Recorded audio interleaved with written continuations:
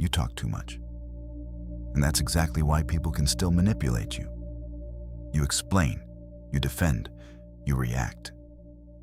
And every time you do that, you give them control. Here's what happens when you stop talking. People reveal themselves, not through what they say, through what they do when you're silent. Most people can't handle silence because silence removes their control. It makes them uncomfortable, anxious. So they fill it. And when they fill it, they show you who they really are, not the version they want you to see. The real one, the one they hide behind words. You've been doing this wrong your entire life. When someone attacks you, you defend. When they question you, you explain. When they provoke you, you react. And every time you do that, you give them exactly what they want. Control. Because the person who speaks first loses. Not always in the conversation, but always in the power dynamic. Because silence creates pressure, and pressure exposes truth. Let me ask you something. Have you ever noticed how people change the moment you stop reacting? Here's the uncomfortable question. Do they actually care about you? Or do they just need your reaction to feel in control? Here's the truth. Silence is a weapon most people don't know how to use. When someone tries to manipulate you and you say nothing, they panic. When someone tries to provoke you and you don't react, they reveal their desperation. When someone demands an explanation and you refuse to give one, they expose how much they need your validation. Silence forces people to show their hand, and most people are terrible at hiding it. And most people, their hand is terrible. Stoics figured this out 2,000 years ago. Marcus Aurelius wrote, "The best revenge is to be unlike him who performed the injury." Translation: when someone tries to drag you into their chaos, don't fight back with words. Fight back with silence. Watch what happens. They'll keep talking, keep explaining, keep justifying. And with every word, they'll reveal exactly who they are. Not who they pretend to be, who they actually are. Stay with me until the end, because I'm going to show you the exact framework for using silence as a psychological mirror. Not to manipulate people, to see them clearly, for the first time. Here's how strategic silence actually works. Pay attention. This is where most people lose control. First principle. When someone attacks you, pause. Don't defend. Don't explain. Don't justify. Just stop. Let the silence sit and watch what they do next. If they were being honest, they'll wait. Give you space. Respect the pause. If they were manipulating you, they'll panic. Fill the silence with more accusations, more pressure, more desperation. That desperation, that's your answer. They weren't looking for truth. They were looking for control. And silence took it away. Second principle. When someone demands an explanation, give none. Not because you owe them nothing, though you don't, but because people who deserve explanations don't demand them. They ask, they wait, they trust. The ones who demand, they're not looking for understanding. They're looking for ammunition, something to use against you later. So when someone says, "You need to explain yourself," your response? Silence. Let them sit with that.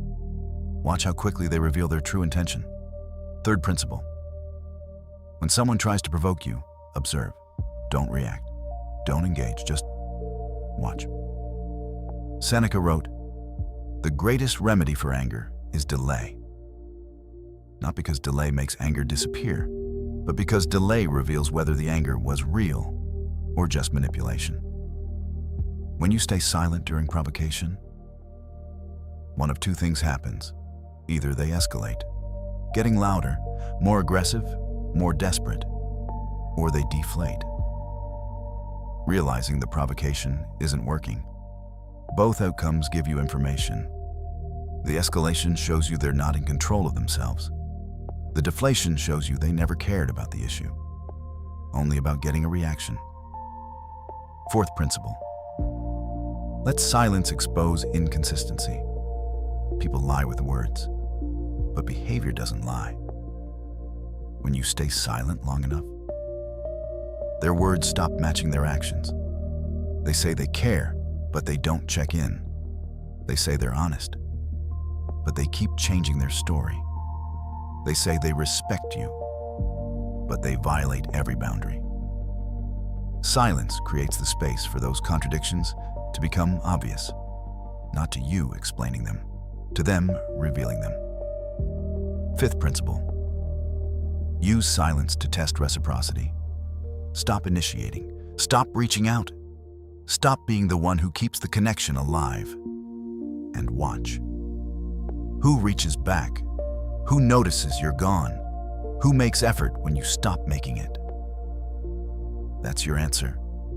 Not what people say they feel about you. What they do when you're not performing for them.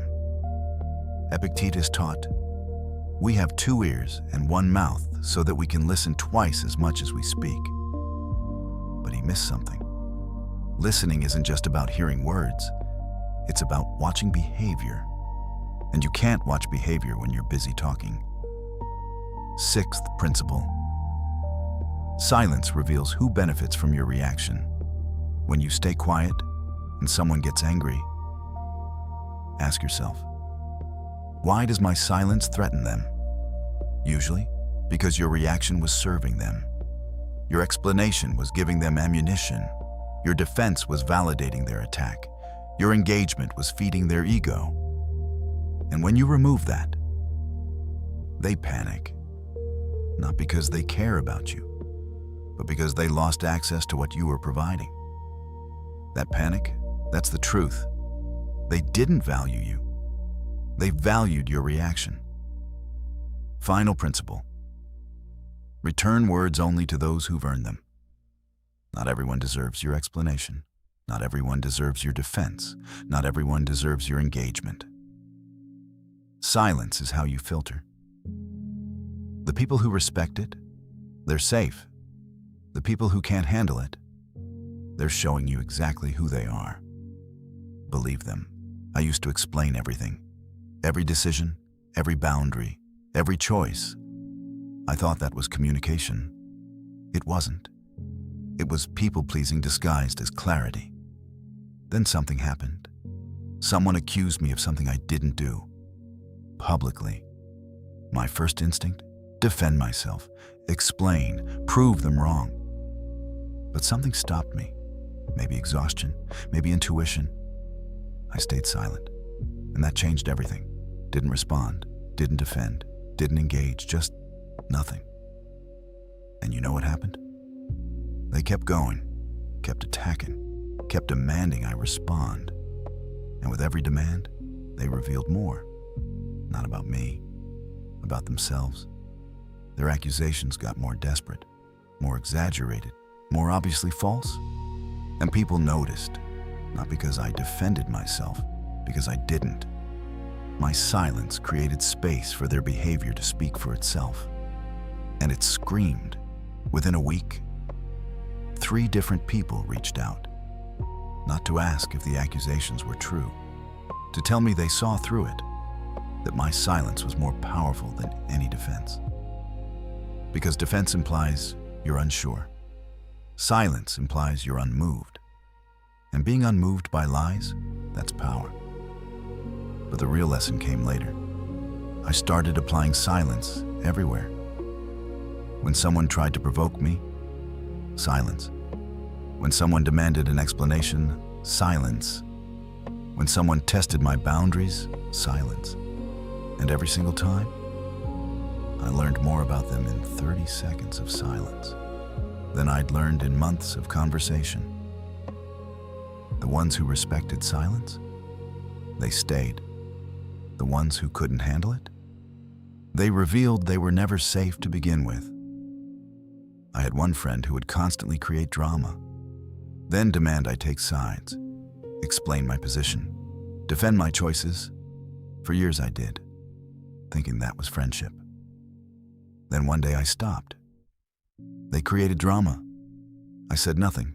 They pushed harder. I stayed silent. They got angry, accused me of not caring. And I realized they didn't want a friend. They wanted an audience, someone to react, to validate, to perform. And the moment I stopped performing, I stopped being useful. That friendship ended, not because I cut them off, because they left when I stopped feeding their need for reaction. And that taught me everything. The people who can't handle your silence are usually the people who are benefiting from your noise. Here's what I do now. When someone tries to manipulate me, I pause, 3 seconds minimum, and I watch their face. Do they wait? Or do they panic? That tells me everything. When someone demands an explanation, I ask myself, have they earned one? Most haven't, so they don't get one.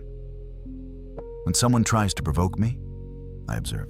I don't react, I just watch. And what I've learned is this: people reveal more in silence than they ever do in conversation. Because conversation lets them control the narrative. Silence forces them to sit with themselves. And most people can't handle what they find there. So they project, they attack, they demand, they reveal. And that revelation is the gift. Not because it feels good, because it's true. Now I speak only when my words add value. Not to defend, not to explain, not to prove. To communicate with people who've demonstrated they deserve communication. Everyone else gets silence, not as punishment, as protection. Because I finally understand. Your words are valuable, and valuable things aren't given to people who demand them. They're given to people who earn them. Final truth: silence doesn't hide who you are. It reveals who they are. And once you see that, you can't unsee it. So stay silent and watch carefully. Because people don't fear your words. They fear what silence exposes. You don't owe anyone your explanation. You don't owe anyone your defense. You don't owe anyone your reaction. Your silence is a mirror. It reflects their true intention back at them. And most people can't handle seeing themselves that clearly. So they'll call you cold, difficult, distant. Let them. Those are the words of people who lost access to something they were exploiting. The right people? They'll respect your silence. They'll wait for your words. They'll prove they deserve them. Stay silent, not to manipulate, to observe. Because the people who can't handle your silence were never handling you with care to begin with. Watch them reveal their true face. Then decide if it's one you want in your life.